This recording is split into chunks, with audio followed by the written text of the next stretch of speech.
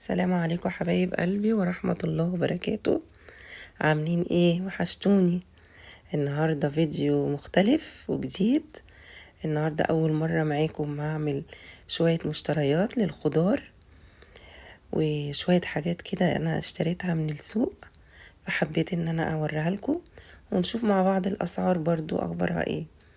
عاملين ايه يا حبايبي؟ كل سنة وانتم طيبين. رمضان عدى بسرعة. رمضان خلاص قرب يخلص. الحمد لله، ربنا يا رب كده عداه بالبركة وبالخير وبالستر، الحمد لله. عاملين ايه يا حبايبي؟ وحشتوني من الفيديو اللي فات. اتمنى ان انتوا تتفرجوا عليا وتشوفوا الفيديو للاخر.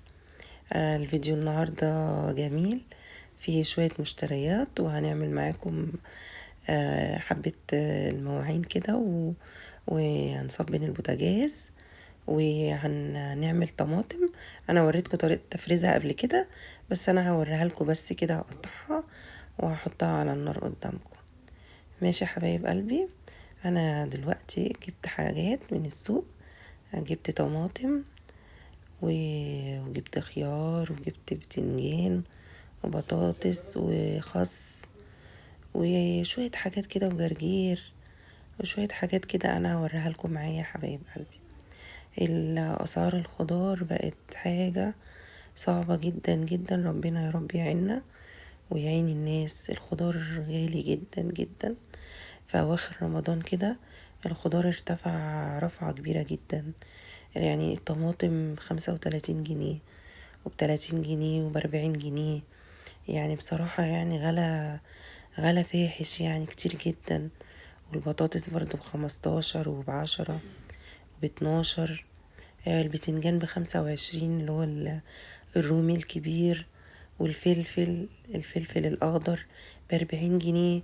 تخيلوا يا حبايبي الفلفل ب40 جنيه، عمرها ما حصلت. يعني مش عارفة في ايه، الأسعار هتروح فين بينا تاني يعني. كتير قوي قوي. والفراخ أسعارها غليت جدا. هوريكم برضو جايبة كده بانيه ودبابيس وأجنحة، برضو غالية جدا مش عارفة ليه. بس فربنا يا رب يرحمنا برحمته وربنا يقدرنا على الغلاء اللي احنا فيه ده يا حبايبي. انا دلوقتي بفضي الحاجة قدامكم في الاطباق البلاستيك دي. انا جبت 4 كيلو بطاطس. بس بصراحة البطاطس كانت ب12 ونص وكانت ب15 وكانت ب10. انا لقيت واحد كده، قعدت ادور كده ودعبس، لقيتها ب5 جنيه. والله يا حبايبي اللي قدامكم دي ب5 جنيه. في منها صغير وفي منها كبير. انا بحبها برضو الصغيرة عادي، بقشرها ممكن بسلقها وممكن بقطعها صوابع صغيرة وبستعملها عادي. والله ب5 جنيه، بس بعد ما دورت يعني في السوق وكده. بس وجبت الجزر اللي قدامكم دوت. برضو الجزر ب20 وب16. دوت لقيته ب10 جنيه من قلب السوق. خدته جبت كيلو ب10 جنيه بس. والبتنجان الرومي ب25 يا حبايب قلبي وب20. فأنا جبت كيلو برضو ب20. الطماطم بقى، طماطم ما أدراك ما الطماطم. الطماطم ب35 جنيه. بس أنا بصراحة لقيت واحد بيبيع حاطط كده حبة كده في طبق كبير، يعني بتاع 4 كيلو ونص كده.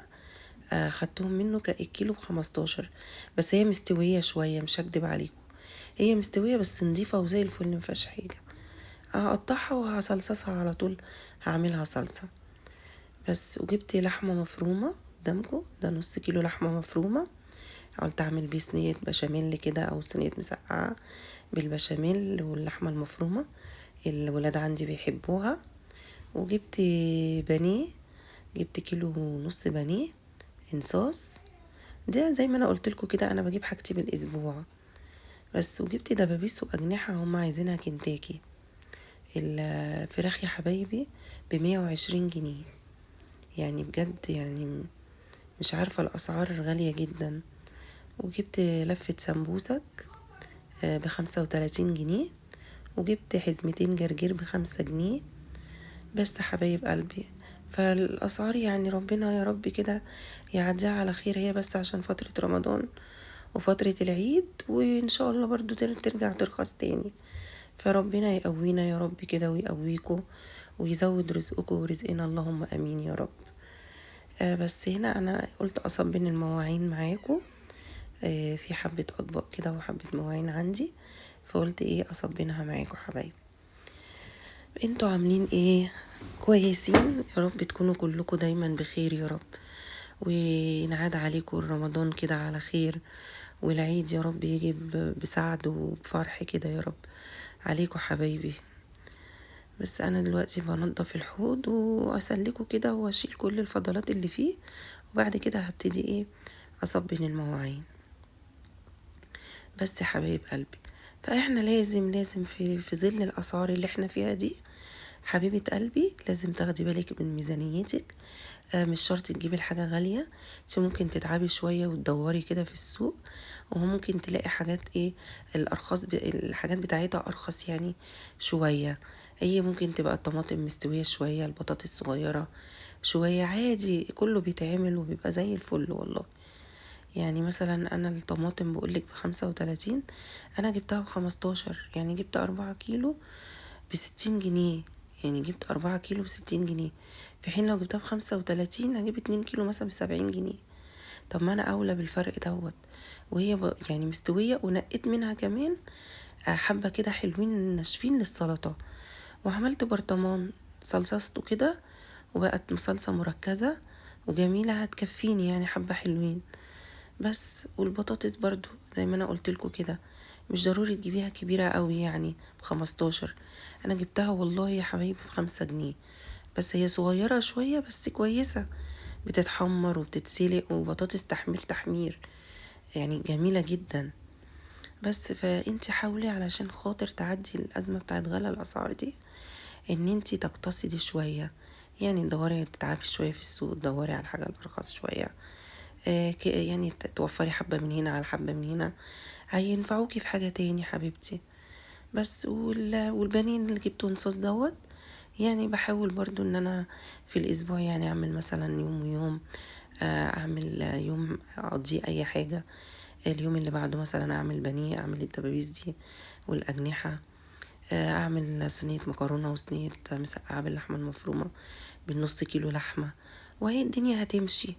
يعني احنا حياتنا يعني مش لازم نخليها كلها اكل وشرب. فدي نصيحة مني، يعني انا ولادي كبار وبصراحة يعني السنين علمتني والدنيا علمتني كتير والله العظيم. يعني انا كنت بجيب يعني باخد المصروف كنت بجيب، وكل يوم لازم لحمة وفراخ وسمك وبكميات، يعني كنت اقول اسس الولاد. هو بصراحة يعني طبعا لازم نأسس ولادنا ونأكلهم احسن حاجة، بس في الوقت اللي احنا فيه دلوقتي ده لا، حاولي ان انتي يعني تقتصدي شوية، مش كل يوم مثلا، لا خليها يوم ويوم. آه يعني خلي تبقى يعني الحاجة ايه بسيطة وتقضي برضه الغرض معاكي. هاي حبيبتي، ان الايام والظروف يعني صعبة، بس الحمد لله دام في بركة وفي رضا وفي رزق، خلاص انت ما تشيليش هم اي حاجة، وربنا ان شاء الله يا رب يا رب يرزقكم ويكرمكم يا حبايب قلبي. بس انا دلوقتي بصبن الاطباق والمواعين وهخلصهم كده معاكم وهخش برضو على البوتاجاز. بس فانا بقول لكم حبايب قلبي، يعني احنا لازم نعمل لنفسنا يعني ميزانية، ولازم تبقي شاطرة كده وشطورة وتبقي عارفة قيمة القرش اللي معاكي وتحافظي على القرش بتاعك، ومش كل حاجة تبقى رايحة على الأكل والشرب، لا في أولويات تانية لازم تهتمي بيها. حاجة تجيبي حاجة في بيتك، تجيبي حاجة لولادك، تجيبي حاجة ليكي، حاجة شخصية ليكي، حاجة لبناتك، حاجة لابنك. فانتي لازم مش كل المصروف كده هيروح على ايه على الاكل والشرب. بس اصلي يعني احنا هناكل النهارده عدس عادي، هناكل تاني يوم بانيه، هناكل لحمه، هناكل فراخ عادي، يعني كله اكل، كلها نعمه ربنا وبألف هنا وشفا حبايب قلبي. بس فانا دي نصيحة مني، يعني انا فعلا فعلا والله العظيم، يعني انا كنت على طول يعني السوبر ماركت والفراخ واللحمة والسمك فلقيت فعلا ان الواحد يعني ايه، لا، لازم تقتصدي برضو شوية وتعملي حساب للأيام وحساب للزمن، وكله طبعا يعني كله بإرادة ربنا وكله ببركة ربنا يا حبيبة قلبي. بس فلازم انتي تعملي حساب ان انتي توفري قرش كده على جنب. هي الايام اللي احنا فيها دي ايام فعلا صعبة وما يعني ما فيهاش توفير، بس انتي بشطارتك كده وبطريقتك تقدري ان انتي تقتصدي اي حاجة تخليها هتنفعك برضو في اي يوم يكون محتاجة فيه حاجة، محتاجة حاجة ضروري في البيت، محتاجة حاجة برا، ولادك عايزين تلاقي قرش كده متشيل حتى لو قليل هينفعك برضو. تمام يا حبايبتي حبايب قلبي، ربنا يا رب يبارك لكم في رزقكم يا رب ورزقنا، ويرزقنا يا رب حسن التدبير والتوفير والبركة كده تعم على البيت كله بحق يا النبي يا رب حبايب قلبي. بس فأنا قلت الكلمتين اللي أنا يعني نفسي أقولهم من زمان ليكم من أول ما بدأت في القناة.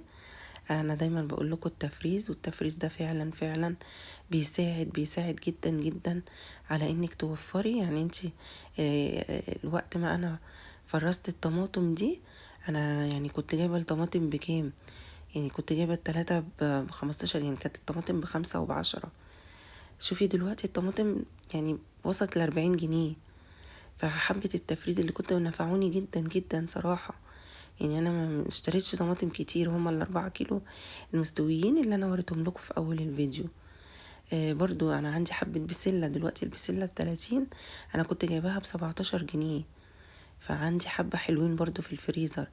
فهو التفريز بقى بينفع في كده، في وقت زي كده، وبدون برضو ما تزنقي نفسك او تيجي على نفسك.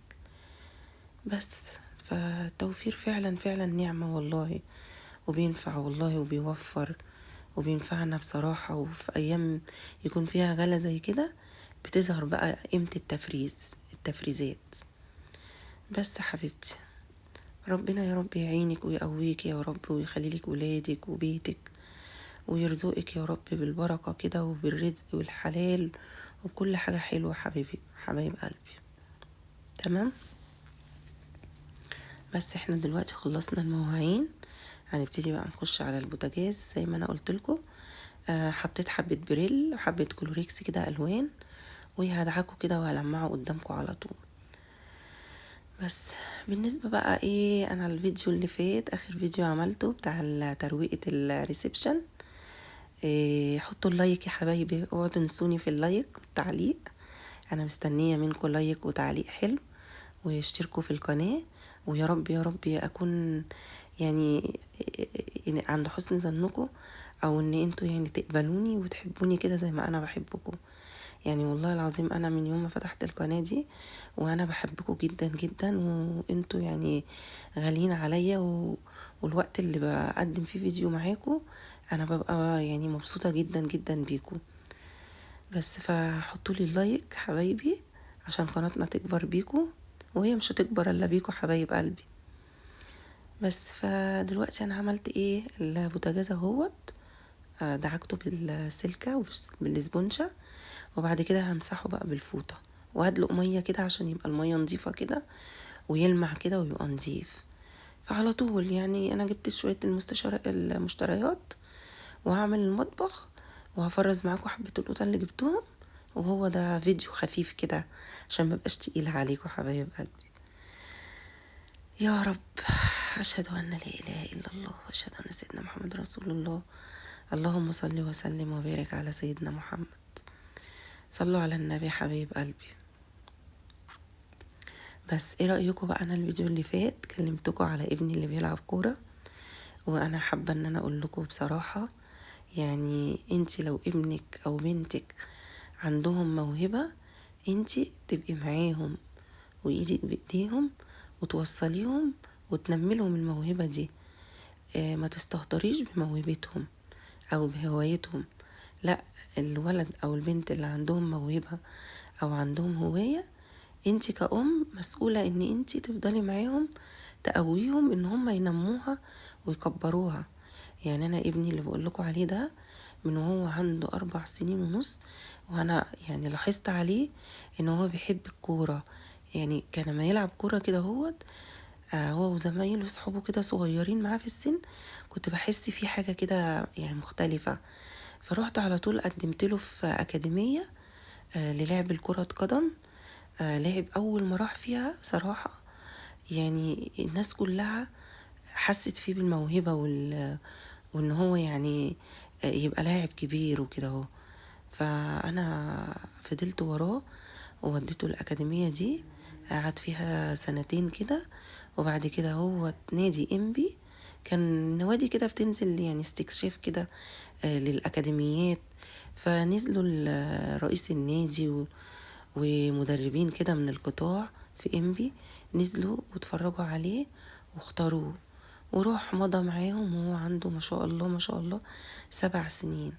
وفضل بقى يلعب وكده هو في إنبي، كان هداف الفرقة وكان بيلعب أساسي، وبسم الله ما شاء الله عليه يعني. وهو زمايله كان عامل فريق حلو جدا جدا وكانوا بيلعبوا والله. وكان ابني يعني لعيب كبير جدا والله، هو أشول. بس انا بقول لكم ليه الكلام دوت علشان بجد يعني الواحد يعني الكرة دي صعبة ومشوار صعب جدا. فلان لو انت ناوية تلعبي ابنك وتدخليه مجال كرة القدم، لازم يبقى عندك صبر وطولة بال وقوة تحمل وتبقي جامدة، وابنك تفضلي وراه واوعي تخليه يستسلم.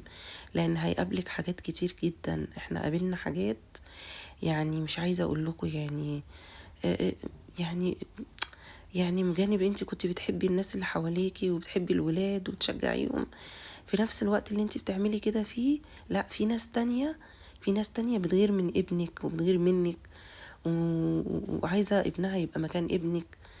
انا شفت حاجات كتير جدا وابني شاف كتير جدا في المجال ده، وكنت مستعدية من اول يوم ان انا اسيبه واقول له لا يلا نروح يلا نمشي مش هنكمل، في ظل الواحد كان الحاجات اللي كان بيشوفها. بس رغما عن ذلك احنا وقفنا وتحدينا ووقفنا لحد والله العظيم يعني كبر في النادي، فضل فيه يعني فترة طويلة سنين كتير، لحد ما جه كابتن راخر الله يسهل له بقى كده. وطبعا انتوا عارفين لما يكون في كابتن بيحب وكابتن بيكره والكلام ده وكده، صراحة يعني زعله كده. راح ساب انبي وراح لفرقة تانية درجة رابعة، وهو دلوقتي فيها موجود والناس بتحبه جدا ومقدرة موهبته. وان شاء الله ان شاء الله انا معاه وفي ظهره، وهو مصر بإذن الله بإذن الله عشان هو واثق في نفسه واثق في موهبته، ان هو بإذن الله يبقى حاجة بإذن الله، يوصل للفريق الأول كده في الفرق الكبيرة اللي بنشوفها ان شاء الله ان شاء الله على شاشة التلفزيون في الدوري في الدرجة الأولى بإذن الله، في الدوري بإذن الله. أنا بقول لكم الكلام دوت عشان عارفة إن في ممكن ناس كتير أو بنوتات كتير يعني عندهم ولاد أو ستات كتير عندهم ولاد حابين الكورة وكده هوت وعايزين يخشوا المجال دوت. فأنا بقولك والله خشي لو ابنك عنده الموهبة وبقلب جامد، بس انت تبقي يعني جامدة وفي ظهره وتتحدي أي حاجة تقابلك لازم تتحديها. انتي عندك حلم وعندك هدف، وابنك عنده حلم وعنده هدف، انتي لازم تبقي واقفة معاه. كرة قدم سباحة كاراتيه اي رسم، اي موهبة انتي نميها لابنك. اوعي تكسلي وتتكاسلي عن الموهبة دي او تغصبي عليه ان هو يحب حاجة تانية هو ما يحبهاش، عمره ما هيديكي حاجة. طول ما العيل الولد او البنت بتحبي الحاجة ديت هتديكي فيها وهتطلعي منه اللي جواه. تمام يا حبيبتي، بس ده بتشجيعك وتركيزك وتشجيع اللي في البيت كلهم معاكي، باباه واخواته لو ليه اخوات ربنا يخليهم يا رب كلهم، ولادنا وولادكم وولاد المسلمين اجمعين يا رب، ونشوفهم في احسن حال. فانا حابة والله يعني انا الموضوع يعني ولادي يعني الحمد لله يعني هبقى احكي لكم حاجة كده. بس يعني انا بقول لكم كده ليه؟ عشان انا عايزاكم يبقى عندكم عزيمة وعندكم صبر وتفضلوا ورا الحلم اللي انتوا نفسكوا تحققوه، سواء في الدراسة لو عن نفسك ابنك يطلع دكتور، بنتك تطلع دكتورة، لا خليكي وراهم وفي ظهرهم، ونمي جواهم الحلم وكبريه، وتقفي قصاد اي صعوبات اي تحديات لازم تبقوا قدها، وعيلك يبقى قدها وتعلميه قوة الشخصية والتحمل. ويا حبايبي يا رب يكون كلامي ده يعني كويس وتستفيدوا منه وتطلعوا منه بأي حاجة. وأتمنى ان انتوا تحطوا لي اللايك تدعموني، وكومنت حلو منكم هل كلامي ده صح او كلامي ده غلط. انا بحبكم جدا جدا جدا، واستنوني في الفيديو اللي جاي ان شاء الله. وبتمنى يا رب يا رب فيديوهاتي تكون عجباكم وبتنول اعجابكم. يعني انا بحبكم جدا جدا، وقناتي مش هتكبر الا بيكم حبايب قلبي. مع السلامة.